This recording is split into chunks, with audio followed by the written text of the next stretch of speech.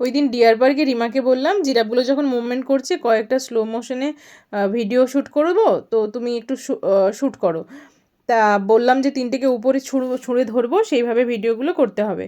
তো রিমা বলল তুমি ওই দুটোকে পারলেও আমারটাকে পারবে না। তো বললাম দেখি পারি কি না, এক মাম্মি কা ইজ্জত কার তাকত কা সওয়াল হ্যায়। তো সেই মতো প্রথমে নিশাকে নিলাম, ওকে উপরে তুললাম।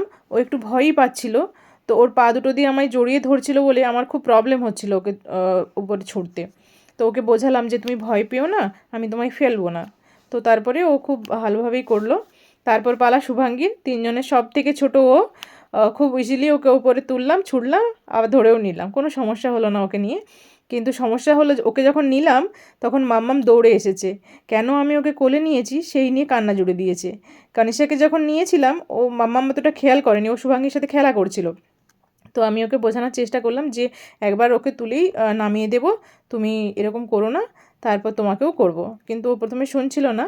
তারপর বকা দিয়ে বললাম যে তুমি তোমার লেগে যেতে পারে, তো তুমি এখান থেকে সরে যাও। তখন ও ওখান থেকে সরে গেল। এবার যখন মামামকে নিলাম ও কোনোভাবেই কোঅপারেট করছিল না। তো বারবার ও পা ভাঁজ করে নিচ্ছিল বলে আমার খুব প্রবলেম হচ্ছিল, আমি ওকে কোনোভাবেই করতে পারছিলাম না। তখন আমি ওকে বললাম তুমি তো বাড়িতে এরকম করো, আমি তো তোমায় করি, তো তুমি তো তখন পা ভাঁজ করো না, তো তুমি যদি এরকম পা ভাঁজ করে নাও আমি তো তোমায় করতে পারবো না, আমার খুব অসুবিধা হচ্ছে।